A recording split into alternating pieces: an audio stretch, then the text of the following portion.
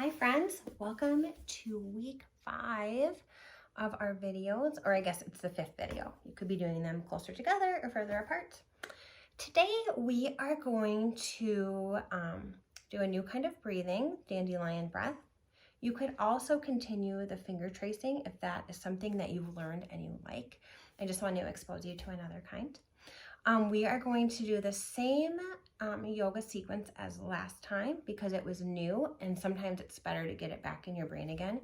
It becomes more relaxing after you're not learning everything fresh. The final thing we're going to do today is read another book about a different culture. And in Minnesota, we have a lot of Hmong people. This book is called The Most Beautiful Thing. And it's really a beautiful, beautiful story. We have just near to where we live in St. Paul, a lot of Hmong people who have come to live here, and they just really enrich our community. So we'll learn a little bit about them. Okay, let's go ahead and get started, friends.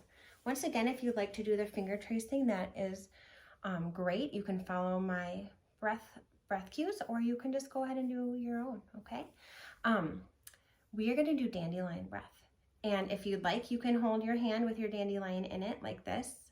So I like to, it helps my imagination. What you do is just hold your hand here. Imagine one of those fuzzy white dandelions and see how many breaths it takes you to get all the fuzz off of your dandelion.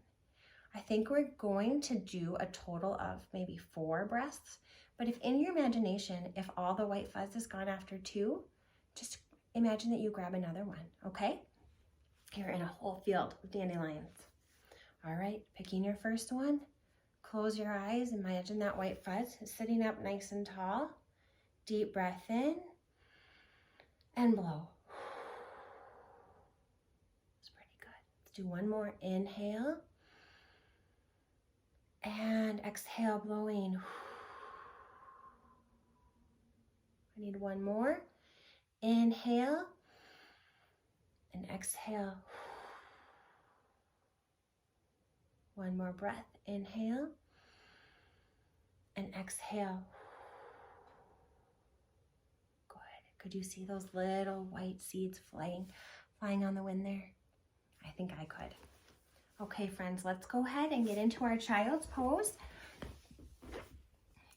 Find a place where you have some space and you're comfortable. Remember, knees together apart, hands and elbows to the mat, fists stacked or hands flat, and dropping your head to the mat, your forehead. Taking notice of a couple more breaths here. In and out. One more. Exhaling. Good. Okay, friends. From here, we'll come up into our cat and cow. Inhaling, drop your belly, head up. Exhaling, arch your back. Inhaling, drop your belly. Exhaling, arch your back. Inhaling, drop your belly. Exhaling, arch your back.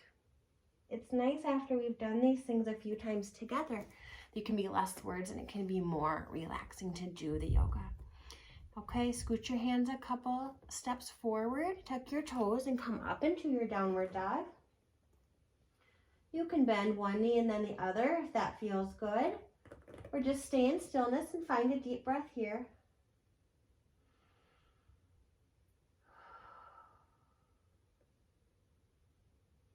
From here, you're going to step your feet toward your hands. I'm going to scooch, or you can bring your hands up overhead. I'm scooching back so you can see me. And hands to heart. I'm going to readjust my shirt here. Okay, here we go. Inhale, arms up overhead. Exhaling, forward fold. Inhaling, touch your shins. Exhaling, lower your hands to the mat. Inhaling, sweep your hands up overhead and hands to heart. Okay, now we'll link that with the push-up portion, okay? Inhale, arms up overhead. Exhaling, forward fold. Inhaling, touch your shins. Exhale, this time plant your hands on your mat. Step back. I'm going to stay facing this direction because we've done this a few times now. This time I'm going to lower my knees. You can do either way. Exhale, lowering down halfway or all the way. Pushing up. If your knees are down, push into child's pose. If your knees are up, go right to down dog. And those of us in child's, we'll meet you there. Okay. Inhaling your right leg, up to the sky. Bringing your knee towards your nose. Planting your right foot between your hands. And then putting your back heel on the ground. Inhaling your hands up overhead into your warrior one. Very good. Remember your hips face this way for warrior one. Okay, very good. For warrior two, front hand comes back. You stay where you are. I'm going to go this direction. There you can see me. Front to back. Shifting over your front hand down, back hand up. There you go. Windmilling your bottom hand to the top. And then, remember, windmill them both to the ground. Front foot comes back, flatten out. I'm going to drop my knees today. Exhale, lowering down. Pushing up. If your knees are up, go to down dog. Those of us with legs down will go to child's pose. And then right to downward dog. Very good. From here, friends, we'll bring our left leg high. Then your left knee to nose. You're shifting your elbows or your shoulders over your hands. Planting your left foot forward. Back foot comes to the ground. Close adjusting. Hands to the sky. Stay where you are. I'll come this way.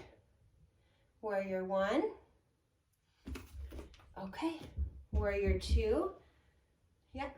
One arm goes back. The other arm goes straight ahead. You want the same arm forward as this leg forward.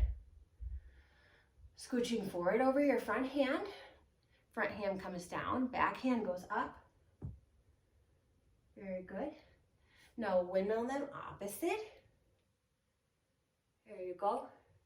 And then windmill to the ground. Very good. You plant your hands. Front foot comes back. And you knees up or down. I'll keep my knees up this time. Lowering down halfway.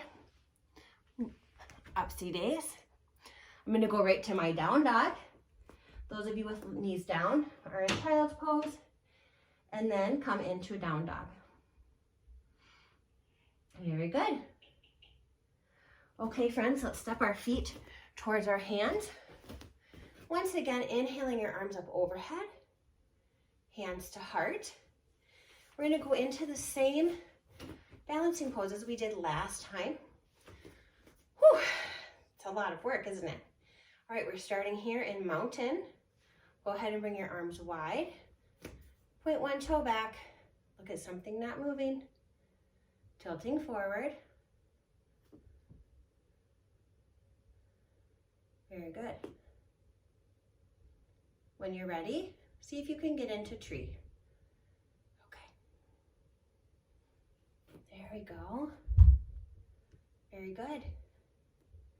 Okay. I'm going to scooch back so you can see my whole head. Okay. When you're ready, bring your arms up overhead.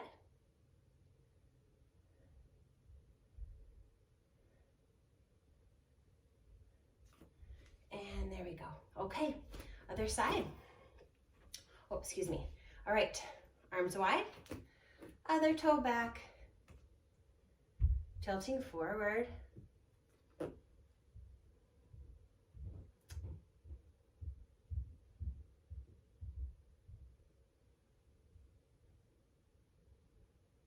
Okay, go ahead and see if you can bring that foot into your tree. Hands to heart. When you're ready, raise your hands to the sky. No problem if you need to plant your foot down for a minute. Okay. You can pick it back up. Or just leave it, up to you. Okay, friends, we're going toward the end of our yoga time here. So go ahead and do our boat. I'll face forward this time. Remember your choices: feet down, knees up, arm forward, leaning back, or feet up. I think, I'll go this way so you don't have my feet right in your screen. We'll go right here. We'll count back from 10. 10, 9, 8, 7, 6, 5, 4, 3, 2, and 1. Very good. Okay, for our stretch today, we'll put our feet straight out ahead and go ahead and hinge forward. Remember, you want to hinge from your hips and your heart, not with your head and your shoulders hunched, okay? You can reach for your thighs, shins, or feet. Get a nice little stretch.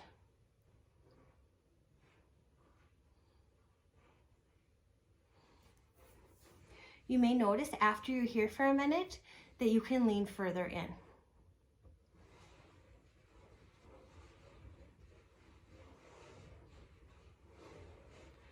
Okay, let's go ahead and come lying on the ground, just like we did last time. There we go. Your knees are pointed toward the sky. Hands are on the mat beside you, bringing your feet toward the sky, looking up. Just feel that feeling of your feet being up high. It feels different, I think. My head feels a little bit heavier and my feet feel a little bit lighter.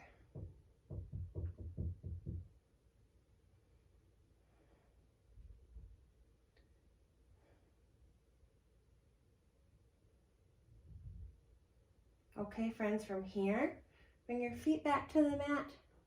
Go ahead and let your knees drop to the right, your nose to the left, and you want to try and keep both of your shoulders on the ground. Okay, good job. You can take a big breath here if you'd like. It's nice just to rest a little bit. There you go.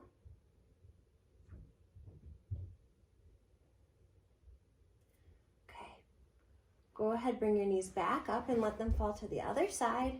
And your nose changes to the opposite side as well.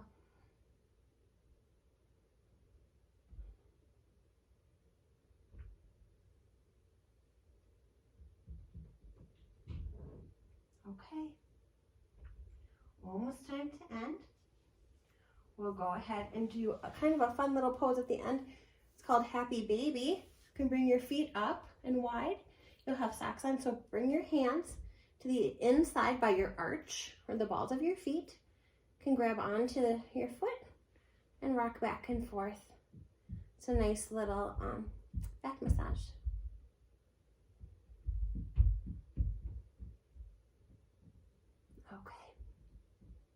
Good. All right, from here, you can stay where you are, or you can roll up for our book. This, I think, is really one of the sweetest books that I have. Okay, remember, once again, we're reading about our Hmong neighbors here in Minnesota.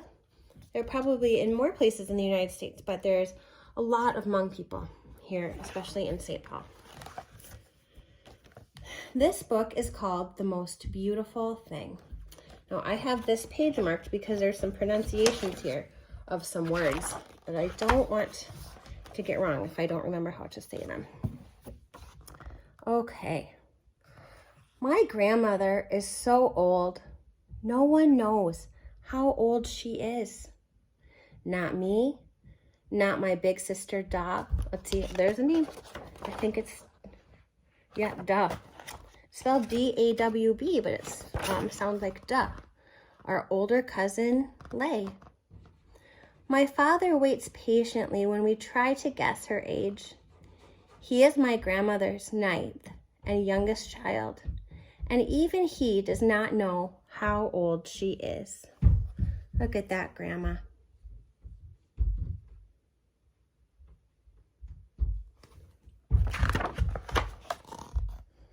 Okay.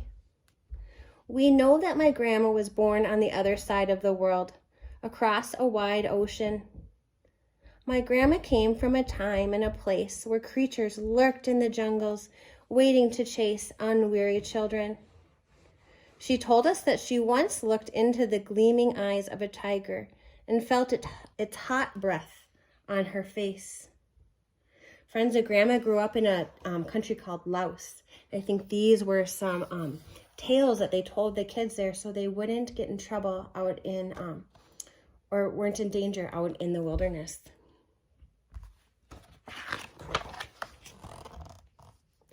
By the time I was born, my grandmother already had an old woman's face.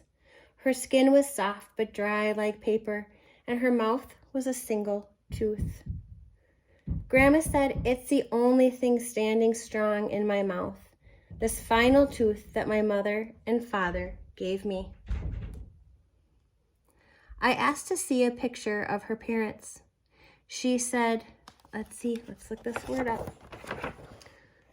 She said, yes, Minai. See, the word looks like this, but it's pronounced Minai. They lived in a time long before the Hmong learned such things as photographs. She pointed to her heart. The only picture I have of them is here.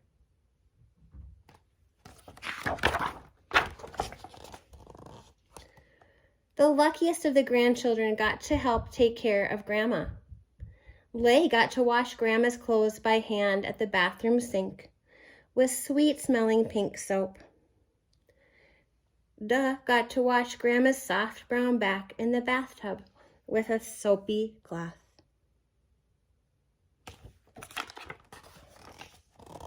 And me, I got to clip her fingernails and toenails while Grandma sat on her favorite stool in the light from the window. I can still feel the roughness of Grandma's heels in my hand and the thickness of her toenails in between my fingers. I can see the bottoms of her feet, thick and brown and broken, deep cracks filled with dirt from long ago and far away.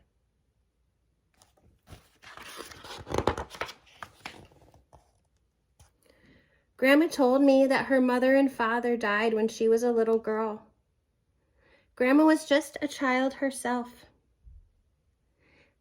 but she had to take care of her 2 younger brothers and a baby sister. I looked up at my grandma from the place where I sat at her feet, and I asked her, "How did you get food for them?" Grandma said, "I didn't find enough food. We lived always with hunger eating us on the inside. All my life with her, even with just her 1 tooth, Grandma never said no when we offered her something to eat."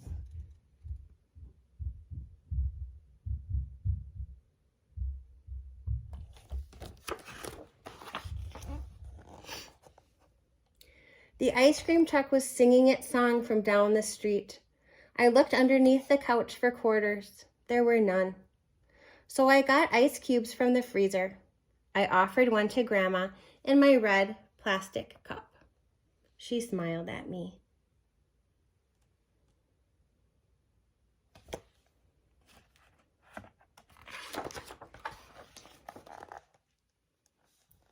When I wanted a new dress to wear on the first day of 3rd grade, my mother said she did not have enough money. She found some nickels and a dime in her purse and offered them to me. I bought hard peppermint candies from the neighborhood grocery at the corner of our block. When I got home, I offered one to Grandma on the palm of my hand. She smiled at me.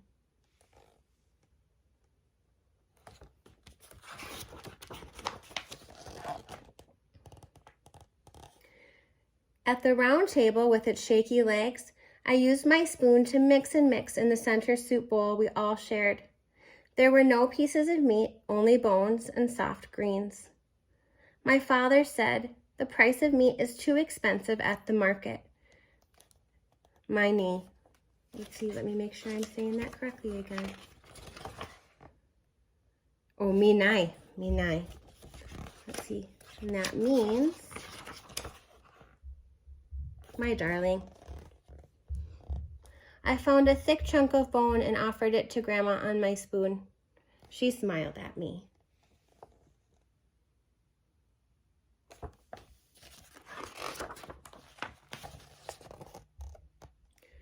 We had plenty of meat only when we celebrated Hmong New Year with our aunts, uncles, and cousins. The old table was heavy with whole boiled chickens, more than our family could ever eat. After dinner, our bellies full, my cousins and I sat on the carpet around Grandma as she told us stories. She always began, "It was a long time ago, and I was just a girl." As we listened, our eyes grew round. Grandma twisted her fingers, one over the other, to show us what the hands of, here we are again. Let's see, ba tsang. Let's see, here's what the word looks like. Sometimes it's important to say and see those words because they're a part of the culture. Ba tsang. Jungle spirits, the size of children, looked like. She taught us how to listen for the cries of the fearsome, oh dear. Here's another one. Pinai vai, by holding our breath until our hearts pounded in our ears. We were always sad when Aunt Chu called, "Time for the children to help clean up." Oh my, look at that. On a cold day when the snow blew onto the window panes and the light was dim, I asked Grandma about the dirt in her feet. She told me she didn't have shoes after her mother and father died.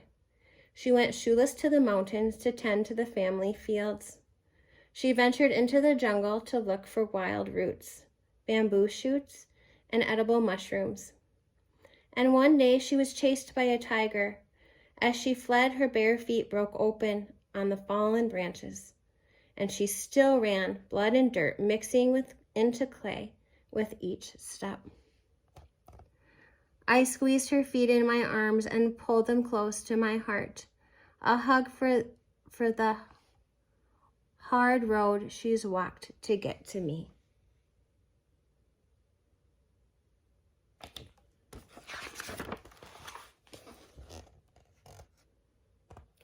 Each year, cutting my grandma's nails went faster because I grew stronger and bigger and more able. Each year, Grandma's feet felt smaller and smaller in my hands and my lap. Her stories, too, slowed with the passing years. The pauses between her words grew long.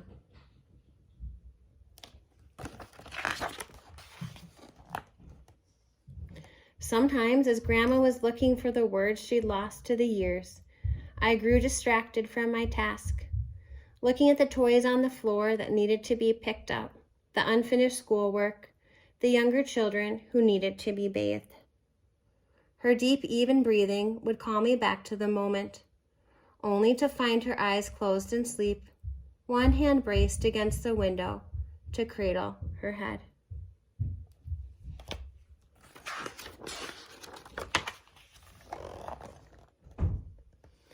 I grew unhappy with our life.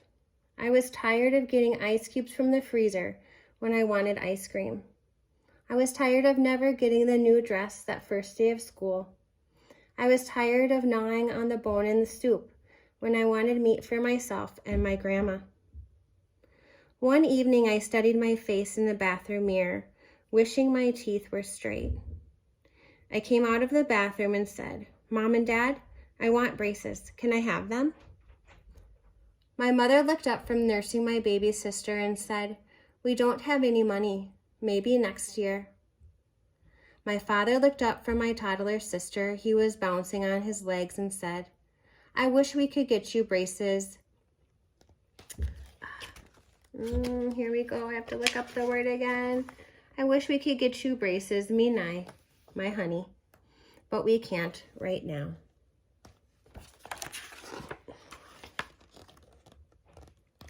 My grandmother looked up from her special stool by the big window. "Kalia," she said, "look at me." I turned to her in the glow of early evening. The sun was low in the sky, and its golden light fell on her face. Grandma asked, "Is my smile not beautiful?" In that moment, I could see all the times my grandmother had smiled at me. I could taste the cold ice cubes that melted summer's heat from our tongue, the sweetness of the hard peppermint candies, and the deep flavors of the bone broth in the bowls of boiled greens. Even now, I can still see my grandma's single tooth, white against the shadows, standing tall in her open mouth. Her smile was the most beautiful thing. It's such a pretty picture, isn't it, guys? I just love it. Well, friends, I really love that book. I love it for the culture that it shares with us, and also just for the respect and the relationship that that little gal has with her grandma. I want to ask you maybe what to think about, what kind of relationship you might have with a grandparent or someone in your family. Doesn't need to be a grandparent, but maybe someone who's older or an older friend even. Okay, friends, well, that's it for this week. Let's end with a volcano breath. Okay, think of someone who might need your love today. Inhale your hands to the sky. Exhaling, send your wish. Thank you. Have a good day. Bye.